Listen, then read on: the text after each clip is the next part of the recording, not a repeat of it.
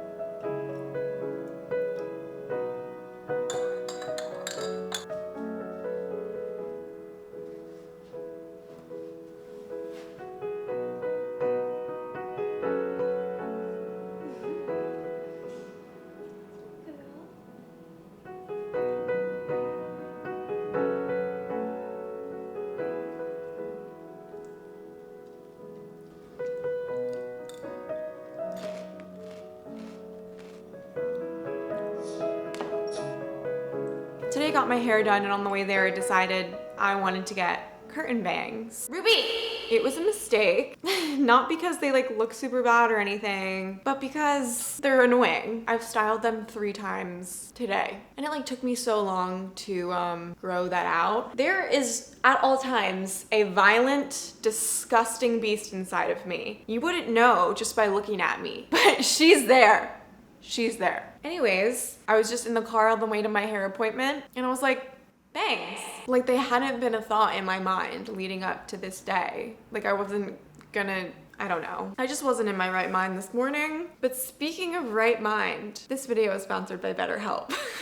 As you guys know, in my last video I mentioned how I recently went on anxiety and depression medication, mainly for anxiety, but it's definitely also helped stabilize my mood. I am the most mentally stable I've ever been. Like, I can say that with confidence. It's actually pretty alarming, but this is also where BetterHelp can come into play, because if you're ever feeling stressed or anxious, depressed, overwhelmed, anything like that, BetterHelp offers licensed therapists who are there to listen to you and help you. As somebody who has been in therapy, it can be very overwhelming to, go out and find a new therapist that meshes well with you. It's just kind of intimidating, but BetterHelp makes that a lot easier. Basically, how it works is you fill out a questionnaire to help access your specific needs, and then you get matched with a therapist in as little as 48 hours. Then you schedule your session, whether it's over phone or video chat, whatever works best for you. You can also exchange messages, and everything is completely confidential. You can talk to your therapist in a private online environment at your own convenience. They have over 20,000 therapists, so there's just a way better chance of finding a therapist that meshes well with you and that you feel very comfortable around, rather than just finding somebody who's in your area. I think if you're in a really dark place, the first step is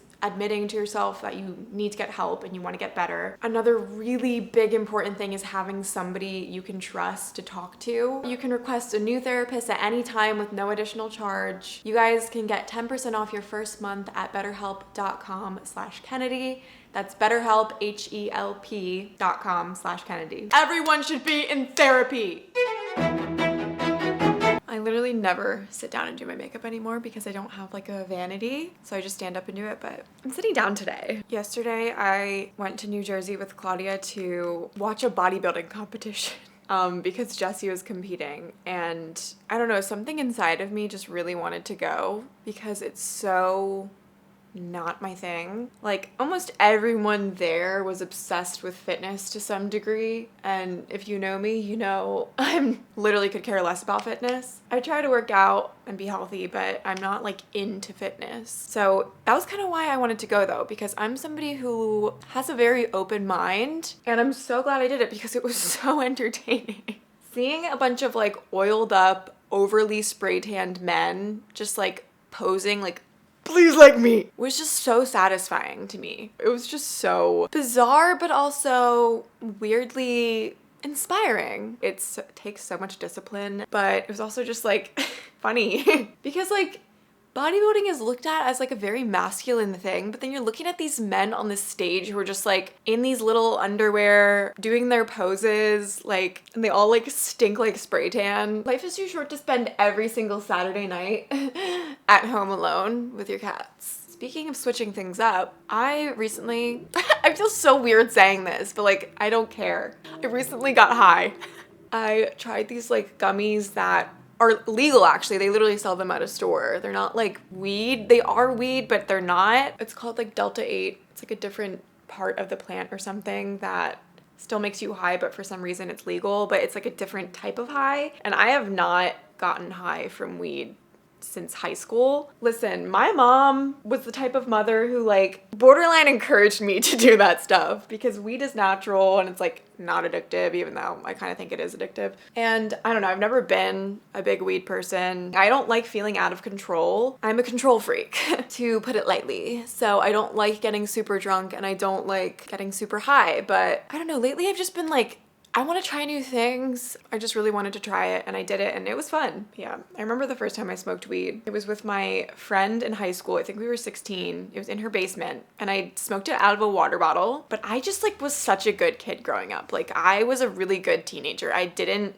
drink. My first time getting drunk was with my family. It was never like something I had to hide from my mom. But yeah, I didn't like go out and party. The few parties I went to in high school with my best friend, we didn't drink. We would just show up sober and everyone would be absolutely insane. I liked staying home. I liked watching movies. Nothing's changed, whatever. You know, when sometimes people will ask you like, what's your biggest regret in life? Like, I don't have one. I really don't. And maybe that's because I've played it so safe my whole life. I've learned a lot from other people's experiences around me and I've been having a good time. I feel like I'm in a really good place right now and it's not even because my life is going amazing. Like nothing insane or amazing is happening in my life right now. My inner self has changed with the help of medication, for sure. Even though I have days where I'm like so sad and for no reason, whatever, like that's just normal, especially if you're a woman. Like women's hormones are insane on a daily basis. That makes a lot of sense to me. But yeah, did you guys know that in like the olden days, people would like call women hysterical and like crazy, and probably why they called them witches and like killed them because their hormones were so insane that, you know, and like PMS and everything. And the doctor, to like help them, would give them an orgasm because their husbands couldn't. No shocker there. That's how vibrators were invented, because doctors were like, my hands are tired. Anyways, how did we get into such adult topics? So like yesterday at the competition, there was this one, I need a mirror, whatever. There was this one guy, just looked like your typical like frat boy, honestly. And the second part of the competition, like at the end of the day, was they would go on stage and perform like a little routine where they're like posing to a song. Most of the guys' songs were like, like inspirational. And this guy comes on stage. His song was Thinking of You by Katy Perry, which like immediately I liked him a million times more. It's like a really sad song. I was obsessed with that song as a kid. Like I would watch the music video every day, but like it's really sad. If you've never heard it, please go listen to it so you can fully grasp how hilarious this is. He's posing out there to this song and I could not get over it. I just like respect. So yeah, that's why like try new things. You never know. They could surprise you. Uh-oh, I should not be doing this with no mirror. That happens like every 5 minutes. It makes me murderous every time. Why are you, as a human being, doing that with your car? We're gonna just do some brown mascara because it's a Sunday. Anyone else addicted to picking their lips? Look at him. He's a masterpiece. He's an absolute masterpiece of a cat. There's me.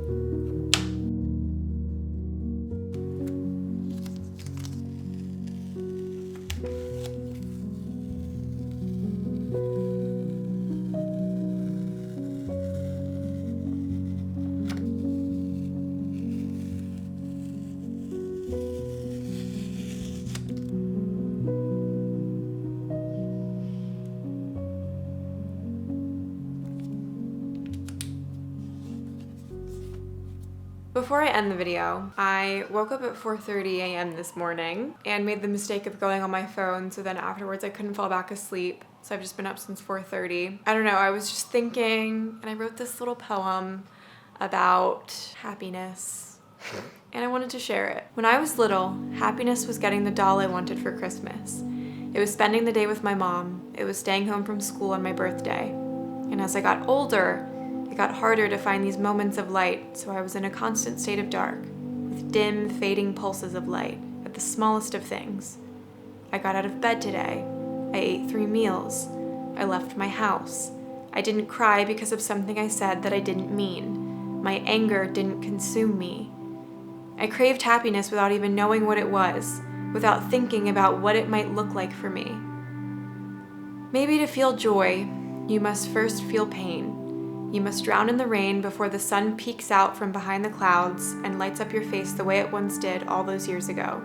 You'll look around at all the damage from the storm. You'll look down at your soaked clothes, but you won't feel angry, not this time. You'll just lift your head and watch the sky shift to blue, a smile beginning to form as the sun warms your face. And that poem is called Zoloft. I'm kidding. Anyways. Life is a funny thing. I hope you guys liked this video, and I will see you guys in my next video. Bye!